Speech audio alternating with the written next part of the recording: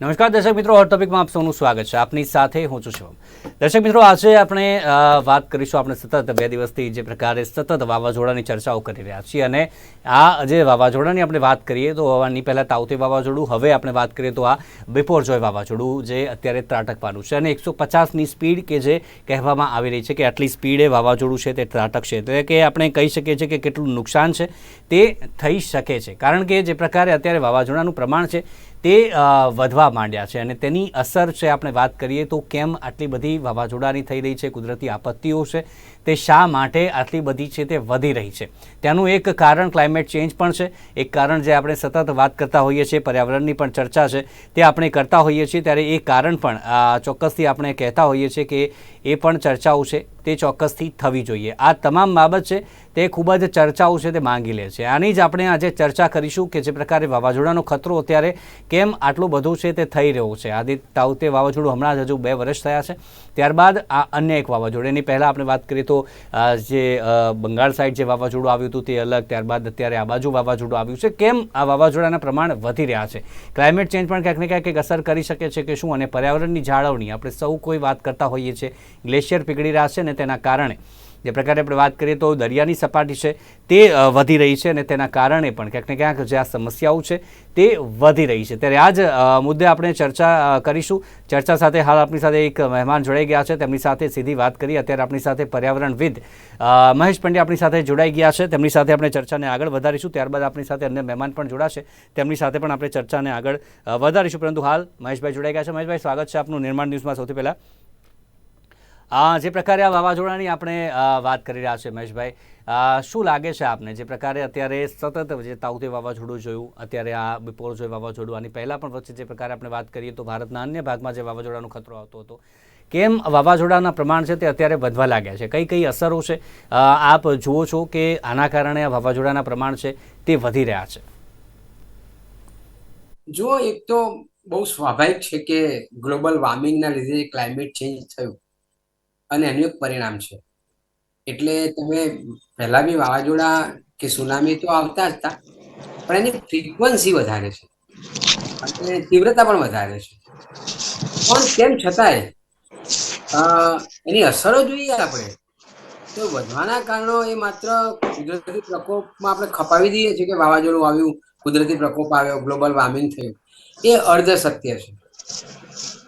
પૂર્ણ સત્ય એવું છે કે આપણે જે નુકસાન કર્યું છે, એક તો ગ્લોબલ વોર્મિંગ એ બી ભલે કેટલાક ટાપુવાળા દેશો જવાબદાર ના હોય, પણ ડેવલપ કન્ટ્રીઝ તો જવાબદાર છે જ, અને એના લીધે ગ્લોબલ વોર્મિંગ થયું અને એના લીધે વાવાઝોડા આવે છે. પણ એની અસરો જે વધારે જોવા મળી એના સ્થાનિક કારણો પણ છે. માનો કે આપણે એક વાત હકીકત છે કે ભાઈ ગ્લોબલ વોર્મિંગના લીધે વારંવાર વાવાઝોડા અથવા સુનામી આવે છે, એની ફ્રીક્વન્સી વધી, પરંતુ જેની અસરો જે દેખાય છે વધારે થઈ એના સ્થાનિક કારણો છે. એટલે માત્ર ગ્લોબલ વોર્મિંગમાં કે કુદરતી પ્રકોપમાં ખપાવી દઈએ તો એ ફરી વાર રિપીટ કરું છું કે અર્ધ સત્ય છે, એ પૂર્ણ સત્ય નથી. વાવાઝોડાની સાથે કુદરતે દરિયા કિનારે ચેરના વૃક્ષો, મેંગ્રુવ્સ કહે છે અંગ્રેજીમાં, અને સુંદરીના વનો કહે છે, એ મોટા પાયે આપ્યા હતા.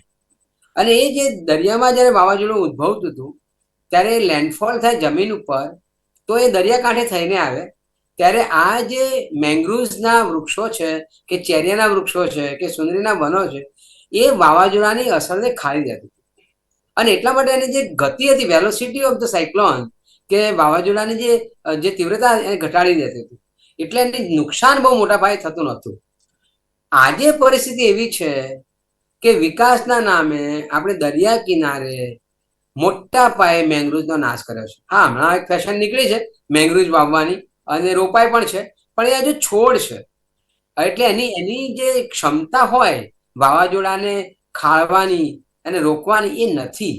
એટલે અત્યારે આપણે પેલા બહુ જ કાપ્યા, વિકાસ કર્યો અને હવે વાવવા નીકળ્યા છીએ, સારી વસ્તુ છે, એમાં કંઈ ખોટું નથી. પણ જે પહેલા દાળ જે વૃક્ષો હતા, તમે અંદર જાઓ બેટમાં બી દેખાય તમને અંદર કે વડ જેવું આમ આવરણ લાગે, એવા પ્રકારના મેંગ્રુવ્સ હતા. એ મેંગ્રુવ્સ તમે કાપી. નંબર 2, દરિયા કિનારે પણ તમે મોટા પાયે ધોવાણ કર્યું. તમે જે રીતે માઇનિંગ શરૂ કર્યું છે, કે આપણી નદીઓ બોડી થઈ ગઈ, એટલે નદીઓની જે ક્ષમતા હતી આ પ્રકારના જે પાણી ઉછાળવાના ઘટાડવાની એ પણ જતી રહી. એટલે વાવાઝોડું જે આવે છે એની ગતિ છે, એ ગતિ ઘટાડવાનું કામ કુદરતી રીતે થતું હતું એ નથી થતું. અને એટલા માટે આ ક્લાઇમેટ ચેન્જના જમાનામાં વાવાઝોડાની તીવ્રતા, એની ફ્રીક્વન્સી વધી, અને માનવીય કારણોથી વિકાસના નામે જે આપણે નુકસાન કર્યું દરિયાને, એના લીધે એની જે ઇમ્પેક્ટ કહેવાય, ઇમ્પેક્ટ ઓફ ધ સાયક્લોન, એની માત્રા બહુ જ પ્રમાણમાં વધી ગઈ, આવું હું સ્પષ્ટપણે માનું છું. અને આ મહેશ પંડ્યા એઝ અ વ્યક્તિગત વાત નથી, આ અભ્યાસ બોલે છે. તાજેતરમાં CAG નો રિપોર્ટ ગુજરાતનો પણ આવ્યો અને કેન્દ્ર સરકારનો પણ આવ્યો, પાર્લામેન્ટમાં પણ મુકાયો અને ગુજરાતની વિધાનસભામાં મુકાયો. એમાં સ્પષ્ટ લખવામાં આવ્યું છે કે દરિયા કિનારે જે વિકાસના નામે આપણે જેટલા ભંગ કર્યા છે કાનૂનોના, અને એના લીધે પણ આની વિપરીત અસરો છે એવું કહી શકાય. આ કેગનો રિપોર્ટ કહે છે. કેગ એટલે ભારત સરકારની સર્વોચ્ચ ઓડિટ સંસ્થા, એને ધ્યાન દોર્યું છે ગુજરાત સરકારનું, ભારત સરકારનું, કે દરિયા કિનારે બહુ નુકસાન ના કરો. અંકિતભાઈ આપણી સાથે જોડાઈ ગયા છે અંકિત પટેલ, હવામાન નિષ્ણાંત, અને સાથે જ NM Tabhani, climate change expert, senior environment officer. બંનેનું પણ સ્વાગત છે નેટવર્ક ન્યૂઝમાં. અંકિતભાઈ, જે રીતે અત્યારે આપણે વાત કરીએ હવે, જે પ્રકારે આ વાવાઝોડાને અગાઉ તાઉતે વાવાઝોડાની જે અસર આપણે જોઈ છે, પરંતુ આ વાવાઝોડું છે અત્યારે જે બિફોર જોઈ કઈ રીતે અલગ છે? કારણ કે કેટલું નુકસાન, કારણ કે 150થી પણ વધારે સ્પીડ છે પવનની, તે દર્શાવવામાં આવી રહી છે. આપના મતે કઈ દિશા થશે? હવે દિશા ક્યાંય બદલવાની આશા છે કે પછી હવે ગુજરાત તરફ ત્રાટકી જ જશે? શું કહેશો આપ?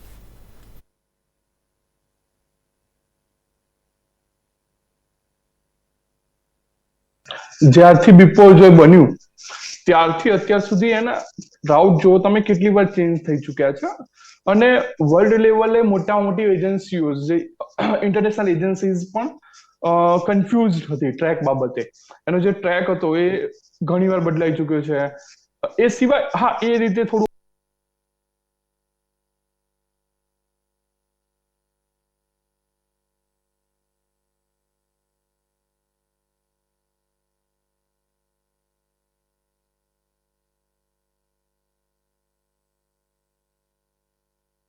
એક મિનિટ આપણે રોકવા માંગીશ, અવાજ નથી આવી રહ્યો આપનો, વિડીયો ચોંટી ગયો છે.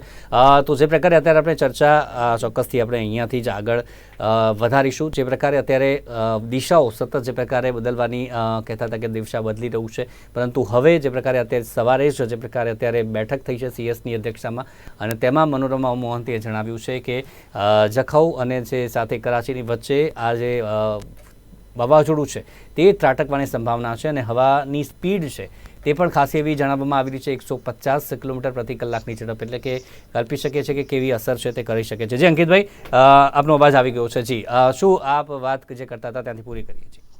હા, એટલે હું એમ કહેતો હતો કે સાયક્લોન જ્યારે બનતું હોય તો એના સાયક્લોજીનિસિસ ક્યાં છે, પછી સાયક્લોન બનવાનો ટાઈમ શું છે, કારણ કે જ્યારે મોન્સૂન બેસતું હોય છે, ચોમાસું બેસવાનો સમયગાળો છે અત્યારે, કેરળ કાંઠા સુધી, લગભગ કર્ણાટક કાંઠા સુધી ચોમાસું પહોંચ્યું છે. તો આ દરમિયાન જે હવામાનની પેટર્ન્સ છે, વિન્ડ પેટર્ન છે, એટમોસ્ફિરિક કન્ડિશન્સ છે, એમાં બહુ બધા બદલાવ આવતા હોય છે. તો આ દરમિયાન ઘણા બધા ઓલરેડી ચેન્જીસ આવતા હોય છે. એના કારણે પણ સાયક્લોનના ટ્રેકમાં જે મોડેલ્સ છે એને જે કેલ્ક્યુલેટ કરતા હોય છે એમાં ઘણા બધા ફેરફાર થતા હોય છે.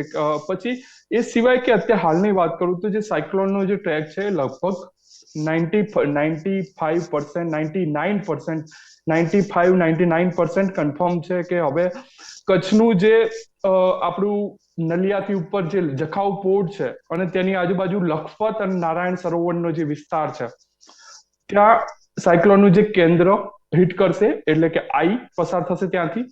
અને એના કારણે ત્યાં અત્યારે વિન્ડ સ્પીડ એક્સપેક્ટ કરવામાં આવી છે 125 to 135 કિલોમીટર પ્રતિ કલાક IMD તરફથી. અને ગસ્ટ છે, જે ઝાટકાના પવનો છે, 150 ના હોઈ શકે છે. સો આપણે આટલા જ ઇન્ટેન્સિટી વાળું એક વાવાઝોડું લાસ્ટ યરમાં જોયું હતું તાઉતે, અને આપણે જોયું હતું કે અમરેલીમાં કેટલું એણે તારાજી સર્જી હતી. તો આપણે અંદાજો લગાવી શકીએ કે કચ્છમાં કેટલી ડેમેજ થઈ શકે છે આ વાવાઝોડાને કારણે. પણ એક સિચ્યુએશન એ સારી છે, કચ્છમાં જે ડેન્સિટી ઓફ ધ જે વસ્તી ગીચતા છે એ ઓછી છે comparable to other parts of the Gujarat. તો એના કારણે જે ડેમેજ છે એ કદાચ થોડું ઓછું થઈ શકે, પણ હા, સાવચેતીના પગલા ચોક્કસથી લેવા જોઈએ. બીજું એ કે સી કન્ડિશન્સ વેરી રફ થઈ જશે. જે અત્યારે હાલની કન્ડિશન પ્રમાણે, જો હું 11:30ની જે અપડેટ હતી એ પ્રમાણે, જે અત્યારે હાલ જે સાયક્લોન છે એની આસપાસ 155 થી 160 કિલોમીટરના મહત્તમ પવનો ફૂંકાઈ રહ્યા છે. એ સિવાય એની જે સિગ્નિફિકન્ટ વેવ હાઇટ, જે મોજા ઉછળવાની જે હાઇટ હોય, અત્યારે 30 ફૂટના મોજા ઉછળી રહ્યા છે સાયક્લોનની આજુબાજુ. તો આપણા દરિયાકાંઠાની આજુબાજુ 21 ફૂટ અને એનાથી વધારેના મોજા ઉછળશે. એના કારણે સ્ટોર્મ સર્જ વોર્નિંગ આપવામાં આવી છે. સ્ટોર્મ સર્જ એટલે મિની સુનામી.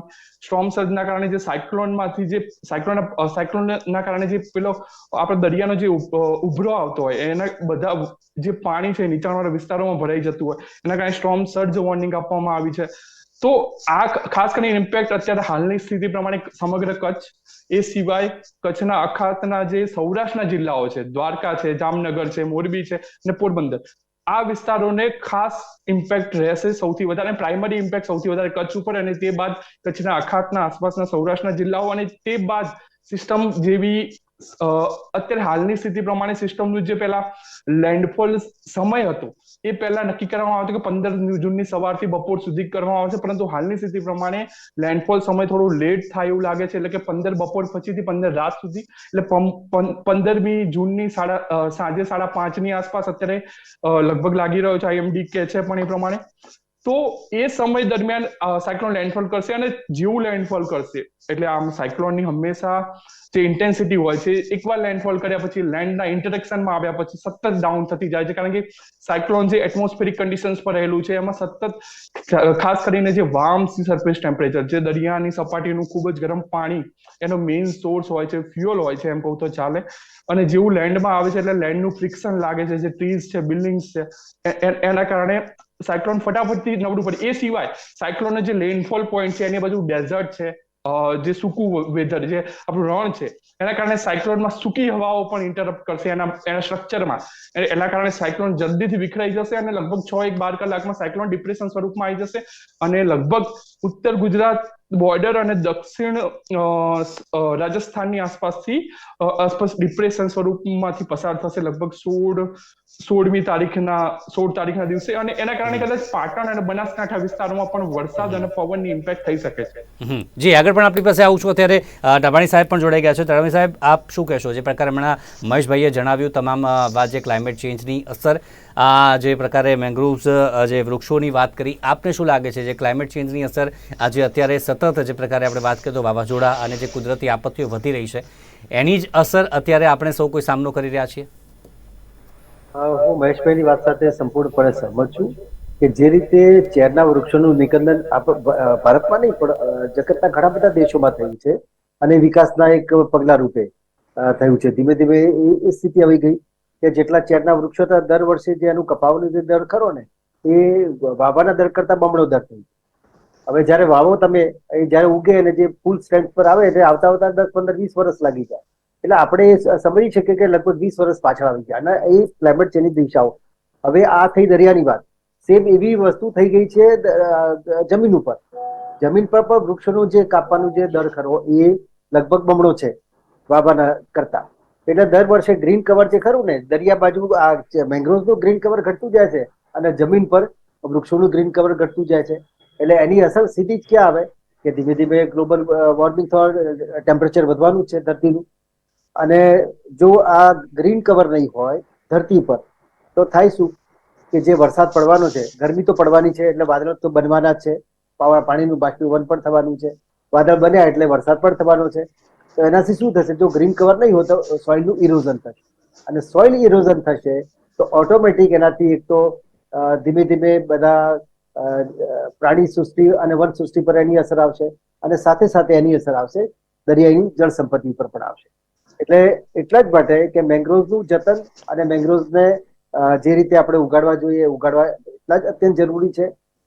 વૃક્ષો એટલા જ જરૂર છે. જેમ કે હમણાં રાજ્યમાં ઘણા બધા જગ્યાએ 5મી જૂને ઘણા બધા પ્રોગ્રામ થયા, જો કે દર વર્ષે થતા જાય છે કે વૃક્ષો વધારે રોપો અને એનું જતન વધારે કરવો. પણ જો ક્લાઇમેટ ચેન્જ અને ગ્રીન હાઉસ ઇફેક્ટથી જો આપણે બચવું છે તો આ પ્રકારે આપણે પગલાં લેવા જ પડશે. જો આ પગલાં લઈ લેવા નહીં આવે તો એની અસરો ખૂબ લાંબા ગાળની થવાની છે. હું આપને નાનકડું એક ઉદાહરણ કહું કે નોર્થ ગુજરાતમાં ઘણા બધા વિસ્તાર એવા છે કે પાણીના તળ એટલા બધા ઊંડા થયા છે કે કદાચ 5-10 વર્ષમાં ત્યાંથી હિજરત કરવી પડે. આપણે સાથે સાથે ક્લાઇમેટને સમજતા નથી, ઇકોલોજીને સમજતા નથી, અને આપણે પેસ્ટિસાઇડ બાકીના બધા વસ્તુનો એટલો બધો ઉપયોગ કર્યો છે કે જેના કારણે એક બીજી વાત આપણે કહું કે સૌરાષ્ટ્રના કેવા ઘણા બધા ગામ છે કે ઇવન નોર્થ ગુજરાતમાં પણ કે ગામોમાં પક્ષીઓ જ નથી રહ્યા. એનું કારણ છે પેસ્ટિસાઇડનો ઉપયોગ એટલો થયો, અને પેસ્ટિસાઇડ જે ઈયળે ખાધું છે ઈયળ પક્ષી ખાય છે, એને ખબર નથી આ મૃત્યુ એનું કેવી રીતે થઈ, એને એમ કે આ એક જીવ છે, ચલો હું ખાઈ લઉં. એ ખાધા પછી પેસ્ટિસાઇડ બોડીમાં આવે છે એટલે એ પણ ગુજરી જાય છે. એટલે એ હિસાબે ઘણા બધા પક્ષીઓ પણ એમાંથી નાશ પામ્યા છે. હવે આ ઇકોલોજી એટલી બધી ડિસ્ટર્બ થઈ છે, એટલે એની અસરો 5-10-20 વર્ષે આપણને ખ્યાલ આવશે. જેમ કે આપણા શરીરમાં જો પેસ્ટિસાઇડ જાય તો એની જીન્સમાં મ્યુટેશન જે થયું હોય ને એ કદાચ પહેલી પેઢીમાં ના હોય, બીજી અથવા ત્રીજી પેઢીમાં એનું મ્યુટેશન તમને ખ્યાલ આવે. જેમ કે કેરળ વિસ્તારમાં જ્યાં કાજુની ખેતી થાય છે ત્યાં ત્રીજી પેઢીમાં અંગ અપંગ હોય એવા બધા બાળકો જન્મવા માંડ્યા છે. એટલે જ ક્લાઇમેટ ચેન્જને સમજવો એ ખૂબ ગહેરો અને ખૂબ ગહન વિષય છે, પણ છતાંય આપણે એક આ રીતે કરીને પગલાં લઈશું તો ધીમે ધીમે એને આપણે કંટ્રોલ કરીશું. કચ્છની વાત કરી, પરંતુ અન્ય જે જિલ્લાઓ છે જેમ કે આપણે દેવભૂમિ દ્વારકા છે, સાથે જ પોરબંદર છે, જામનગર છે, અહીંયા કેટલી શક્યતા છે? કારણ કે રેડ એલર્ટ તો આપવામાં આવ્યું છે, અને આના સિવાય સૌરાષ્ટ્રના અન્ય ભાગો છે, અમદાવાદ છે, આ સિવાય ઉત્તરના ભાગો છે, ક્યાં કેવી રીતની સ્થિતિ છે તે રહેવા પામશે? કઈ ને કઈ તારીખ સુધી છે ત્યાં અત્યારે સાયક્લોન છે તે રહેશે? ઓકે, સો મેં કહ્યું એ પ્રમાણે 15 સાંજે લેન્ડફોલ કરશે. તો સૌ પહેલા પ્રથમ ઇમ્પેક્ટ જે છે, ફર્સ્ટ પ્રાઇમરી ઇમ્પેક્ટ થશે કચ્છના, સમગ્ર કચ્છનો જે પશ્ચિમ કાંઠો છે, અને ઇનફેક્ટ સમગ્ર કચ્છ આખું, કારણ કે જે પ્રમાણે સાયક્લોન સેન્ટર પસાર થવાની શક્યતાઓ લાગી રહી છે એ પ્રમાણે. પછી એ પ્રમાણે એ સમયે દ્વારકાની આસપાસ પણ વધારે ઇફેક્ટ જોવા મળશે. લગભગ 80 થી 100 કિલોમીટરના પવનો દ્વારકાની આસપાસ 100 કરતા ઝાટકાના પવનો થોડા વધી શકે છે. તો દ્વારકાની આસપાસ, પછી પોરબંદર અને જામનગરનો જે દ્વારકા આસપાસનો જે વિસ્તાર છે, અને મોરબીનો જે કચ્છના અખાતની કાંઠા વિસ્તાર છે, એટલે એ જિલ્લાઓ જે છે કચ્છના અખાત આસપાસ, એ જિલ્લાઓને ઇમ્પેક્ટ કરશે. લગભગ ત્યાં 80 થી 100 કિલોમીટરની આસપાસના પવનો અથવા એનાથી વધારે ઝાટકાના પવનો રહી શકે છે. તો એ જે મેં જિલ્લાઓ કયા, ખાસ કરીને કચ્છ, દ્વારકા, જામનગર, દેન પોરબંદર, મોરબી, એ વધારે સૌથી વધારે ઇમ્પેક્ટ.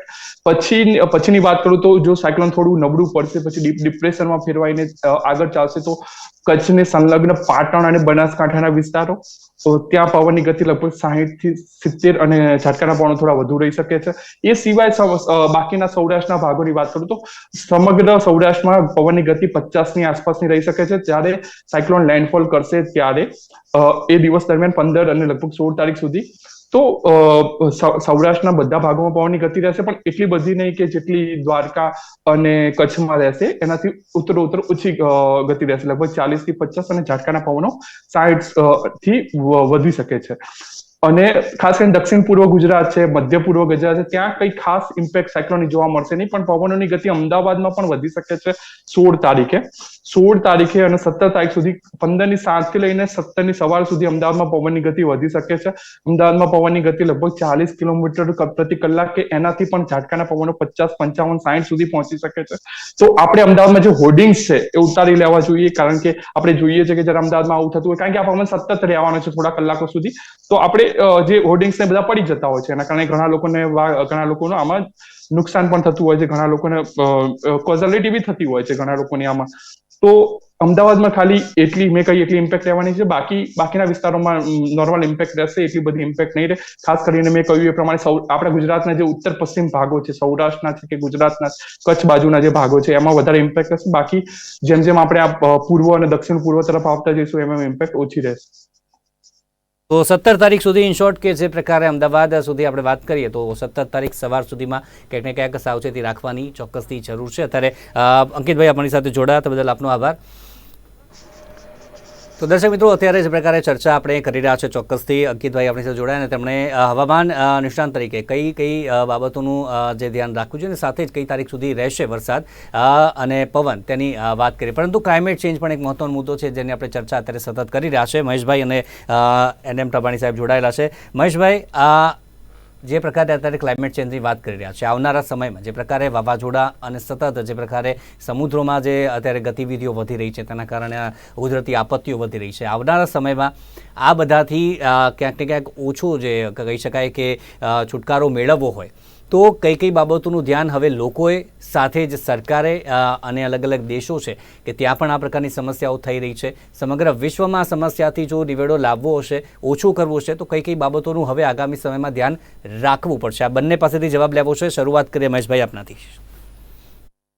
જો આ ક્લાઇમેટ ચેન્જની અસરો ઓછી કરવા માટે પેરિસ એગ્રીમેન્ટ થયું 2016માં, અને એમાં દરેક દેશોને મેન્ડેટ આપવામાં આવ્યો કે તમે કેવી રીતે મિટિગેશન કરશો, એટલે ઉત્સર્જન ઘટાડશો, કાર્બન ઘટાડશો, ગ્રીન હાઉસ ગેસીસ ઘટાડશો, અને એને એડેપ્ટેશન કેવી રીતે કરશો, કેવા પ્રકારના પગલાં લેશો કે આવનાર જે આ પનારે પડ્યું છે, આ વાવાઝોડું હોય કે પછી સુનામી હોય તો કેવી રીતે એની અસરો ઘટાડવી. આ બે વાત એમાં કરવામાં આવી છે. અને એ પ્રમાણે ભારતે પણ ક્લાઇમેટ ચેન્જ એક્શન પ્લાન બનાવ્યો. એટલે એમાં નેશનલ ડિટર્મિનેશન કન્ટ્રીબ્યુશન રિપોર્ટ રજૂ કરવાનો હોય. એટલે આપણે પણ એક કર્મકાંડ કરી દીધું અને ગુજરાતમાં પણ ક્લાઇમેટ ચેન્જ એક્શન પ્લાન બનાવીને ભારત સરકારને સબમિટ કર્યો. સવાલ શિવમભાઈ એ છે કે આ ક્લાઇમેટ ચેન્જને સમજવું હોય તો વૈજ્ઞાનિકો તો બરાબર છે, પણ હવે કોઠાસૂઝ જોઈએ, ઇન્ડિજિનસ નોલેજ જોઈએ, ડાપણ જોઈએ, વિજ્રમ, અને ગળાઓ જોડે હોય, ગળા ગાળાવાળા કહીએ ને આપણે એના જેવું. એટલે એ દરિયાકાંઠે માછીમારો હોય, ખેડૂતો હોય, અગરિયા હોય, માલધારીઓ હોય, એ લોકોને બહુ સારી ખબર પડતી હોય છે કે આને કુદરતી રીતે કયા પ્રકારના ઉપાયો કરીએ તો એમાં ઘટે. કમનસીબે એમના ક્લાઇમેટ ચેન્જનું એક્શન પ્લાન બન્યું, એમાં મોટી મોટી સંસ્થાઓ હતી એમાં, પણ કોઈ સ્ટેક હોલ્ડર તરીકે લોકો નહોતા, લોકોનો છેદ ઉડાડી દીધો. હવે એનું સોલ્યુશન તો લોકો જોડે છે, નંબર 1. નંબર 2, હમણાંથી જેટલા પણ બધા ફ્રીક્વન્સી વધી આપણી ને વાવાઝોડા જાત જાતના ભાત ભાતના નામ પાડ્યા આપણે, એમાંથી જે લર્નિંગ લેસન પદાર્થ પાઠ શીખવો જોઈએ એ નથી શીખ્યો. માનો કે ગઈ વખતે તાવતું વાવાઝોડું હતું, અને વાવાઝોડું હોય એટલે ગતિ હોય, હવા તેજ હોય એટલે થાંભલા પડી જાય, વીજળી, બહુ સ્વાભાવિક છે. તો થાંભલા પડી જાય એટલે વીજ પુરવઠો ખોવાઈ જાય. હવે ગુજરાતનું કોઈ ગામ એવું નથી કે જે ગામ તળાવનું પાણી પીતું હોય કે કુદરતી કુવાનું પાણી પીતું હોય. બધાને ઇલેક્ટ્રિસિટીથી ચાલતા હેન્ડપંપ અથવા એનાથી ટ્યુબવેલથી પાણી પીવું પડે છે. હવે એ સ્થિતિમાં વીજળી પુરવઠો ખોરવાઈ જાય તો પીવાના પાણીની બહુ મોટી મુશ્કેલી જાફરાબાદમાં, રાજુલામાં, મહુવામાં થઈ હતી. હવે બીજી બાજુ કે તમારે જે અનાજ દળવાની ઘંટી છે એ પણ એનાથી ચાલે, એ પણ બંધ થઈ જાય. હવે એ લોકો કઈ ફૂડ પેકેટ ખાવા કે બર્ગર ખાવા કે પીઝા ખાવા ટેવાયેલા નથી કે ફૂડ પેકેટ તમે આપો અને ચલી જાય. એટલે જે વાવાઝોડા પછીની જે સમસ્યા ઊભી થયેલી ગુજરાતમાં, ગુજરાત સરકારે બહુ સારું કામ કરેલું કે એમાં એક પણ માણસ જે વાવાઝોડામાં નહોતો મળ્યો. NDRF ની ટીમ હતી, SDRF ની ટીમ હતી, પણ એ પછી જે પરિસ્થિતિ વિકટ થઈ એવી આ વખતે ના બની જોવું જોઈએ. અંકિતભાઈ બહુ સારી વાત કરીને ગયા કે આપણે બધા 6 જિલ્લાઓ પર ફોકસ કર્યું છે કે જ્યાં વાવાઝોડું આવવાનું છે, 10 નંબરનું સિગ્નલ લગાવ્યું છે ત્યાં. પણ અમદાવાદ જેવા શહેરમાં જો 50 કિલોમીટરની ઝડપે જો પવન ફૂંકાય તો લોકોના મોત થઈ શકે. તમે ગમે તેમ હોર્ડિંગો ભરાવ્યા છે, ગમે તેમ તમે પેલા બિલાના ટોપની જેમ પેલા પેલા સ્ટેશન ઉભા કરે, મોબાઈલના સ્ટેશનો ઉભા કરી દીધા છે. આ બધું એને અનુરૂપ થવું જોઈએ, જે નથી થયું. એટલે ક્લાઇમેટ ચેન્જ તો છે, પણ એનાથી છુટકારો મેળવવા માટે એવા કેવા વિકાસના પણ કામો કરીશું કે માત્ર હીટવેવ આપ્યા કે તમે આગાહીઓ આપીને છૂટી જાઓ કે ઘરની બહાર નીકળો નહીં, એ નહીં ચાલે. તમારે એ પ્રકારના એક્શન પ્લાન બનાવવા પડશે, પ્રમાણેનું કામ કરવું પડશે. તો મને લાગે છે કે આ કુદરતી જે આફતો આવવાની છે, આવી રહી છે, એની ઉપર તમે ચીક ઝીલી શકશો અંશતઃ. અધરવાઇઝ તો કુદરતનો જી ચોક્કસથી તમામ વાતો ધ્યાને રાખવાની છે. સમયનો અભાવ છે એટલે ટવાણી સાહેબ પાસે પણ જવું છે. મહેશભાઈ, અમદાવાદની જે પ્રકારે આપણે વાત કરી કે ચારે બાજુ જ્યાં ઊભા રહીએ ત્યારે આવો પવન હોય ત્યારે આપણને ડર રહે છે ગમે ત્યાંથી કંઈ પણ ઉડતું છે તે આવી જશે, આવી રીતે હોર્ડિંગ્સ છે તે ઉડતા આવી જશે. એટલે કે કાર્ય કરી રહી છે તંત્ર, પરંતુ હોર્ડિંગ્સ ઝડપીમાં ઝડપી ઉતારી લેવાની ફરજ પણ એમની જ હોય છે. ટવાણી સાહેબ, આપ શું કહેશો ટૂંકમાં? જે પ્રકારે અત્યારે મહેશભાઈએ વાત કરી, સાથે જે પ્રકારે ગ્લેશિયર્સ પીગળી રહ્યા છે તેના કારણે સમુદ્રની સપાટી વધી રહી છે, અને સમુદ્રની સપાટી વધી રહી છે તેમાં આગામી સમયમાં કઈ કઈ સમસ્યાઓનો સામનો કરવો પડશે ટૂંકમાં? સમુદ્રની જે રીતે સપાટી વધી રહી છે એ તો સીધી જ વાત દેખાય છે કે કાંઠા વિસ્તારના જે ઘણા બધા શહેરો કે ઘણા બધા ટાપુ આપણે ગુમાવવાના આવશે. પણ જે બીજી વાત કરી, જે અત્યારે વાવાઝોડાની જે સ્થિતિ આવી છે એના માટે હું થોડીક વાત કરવા માંગુ છું. એ કે જે બોર્ડ જે ખરું ને, ગુજરાત પોલ્યુશન કંટ્રોલ બોર્ડ, એ બે રીતે કામ કરે છે. એટલે એક તો સીધી રીતે ઇન્ડસ્ટ્રી પર કે બાકી જે પોલ્યુશન કરતા હોય એવા એકમોની સામે પગલાં લેતું હોય છે. અને એની સાથે સાથે બીજું એ પણ કરતા હોય છે કે જેમ કે મોન્સૂન આવે તો મોન્સૂન એક્શન પ્લાન બનાવ્યું હોય, વિન્ટર હોય તો વિન્ટર એક્શન પ્લાન હોય. એટલે જે તે ઉદ્યોગોએ શું પગલાં લેવા કે જેથી પ્રદૂષણની માત્રા ઘટાડી શકાય અથવા કે જે રીતે એના મેજર લેવાના હોય, પગલાં લેવાના હોય. મને એવું લાગે છે કે હવે એક સમય આવી રહ્યો છે જે રીતે ગુજરાત પર વારંવાર વાવાઝોડા આવી રહ્યા છે, તો હવે ડિઝાસ્ટર એક પ્લાન પણ એક બનાવવો પડશે કે ઉદ્યોગોને આવા વખતે કઈ કઈ પગલાં લેવાય. એનું કારણ કે જો કોઈ પ્રોસેસ એવી ચાલતી હશે અને જો કોઈ બ્લાસ્ટ થયું અને એના કારણે આસપાસમાં ઘણી બધી અને બ્લાસ્ટ જો થશે, એક તો પવનની ગતિ એટલી મોટી વધારે હોય અને જો પોઈઝનસ ગેસીસ જે 5 કિલોમીટર એરિયામાં ફેલાવાના હોય એની જગ્યાએ 15-20 કિલોમીટરના એરિયામાં ઇન્ટેન્સિટીથી ફેલાશે, તો એ મોટી મુશ્કેલી એ પડે કે એના કારણે ઘણી બધી મોટી જાનહાનિ પણ થઈ શકે. એટલે જીપીસીબી એક આ ડિઝાસ્ટર માટેનો એક એક્શન પ્લાન પણ એક બનાવવો પડે અને એને પણ સર્ક્યુલેટ કરવો પડે. હા, અને એની બહુ મને એવું લાગે છે કે વારંવાર જે આવી રહ્યા છે એના માટે ખરેખર બહુ આ તાતી જરૂરિયાત લાગે છે. એ ઘણી બધી બાબતો છે કે જેની તાતી જરૂરિયાત છે, માત્ર આપણો દેશ નહીં પરંતુ તમામ દેશ માટે આ જરૂરિયાત છે આગામી સમય માટે. કારણ કે જે પ્રકારની અત્યારે સિચ્યુએશન સર્જાઈ રહી છે, ખાસ કરીને ક્લાઇમેટ ચેન્જ કે જે અત્યારે દર વખતનો આવો મુદ્દો છે, તે આવી જ્યારે પણ પરિસ્થિતિ સર્જાતી હોય છે ત્યારે આ મુદ્દા પર આપણે ચર્ચા ચોક્કસથી કરતા હોઈએ છીએ. અને આગામી સમયમાં પણ જો આપણે વિકાસની હરણફાળ ચોક્કસથી ભરી રહ્યા છે, પરંતુ તેની સાથે સાથે આ તમામ બાબતોનું પણ આપણે ધ્યાન રાખીશું તો આવી સમસ્યાઓ છે તેનાથી ક્યાંક ને ક્યાંક છે તે આપણને થોડા ઘણા અંશે છુટકારો પણ ક્યાંક ને ક્યાંક મળી શકે છે. એ તમામ વસ્તુ જે લોકોના હાથમાં છે, લોકોએ પણ ક્યાંક ક્યાંક આ તમામ બાબતે છે તે ઉતારવી પડશે. સાથે સરકાર છે, તંત્ર છે, તેમણે પણ આ તમામ બાબતમાં ચોક્કસથી વિચારવું પડશે. જે તમામ બાબતની અત્યારે ચર્ચા કરી, અત્યારે NM ઢાપાણી સાહેબ અને મહેશ પંડ્યા સાહેબે જે બંને વાત જણાવી અને ચોક્કસથી આ તમામ બાબત છે તે તમામે વિચારવા જેવી છે. આપ બંને અમારી સાથે જોડાયા બદલ આપનો આભાર મહેશભાઈ અને NM ઢાપાણી સાહેબ. આભાર. તો દર્શક મિત્રો, હોટ ટોપિકમાં અત્યારે બસ આટલું જ. આવતીકાલે ફરીથી મળીશું. ત્યાં સુધી રજા આપશો. જોતા રહો નિર્માણ ન્યૂઝ. નમસ્કાર.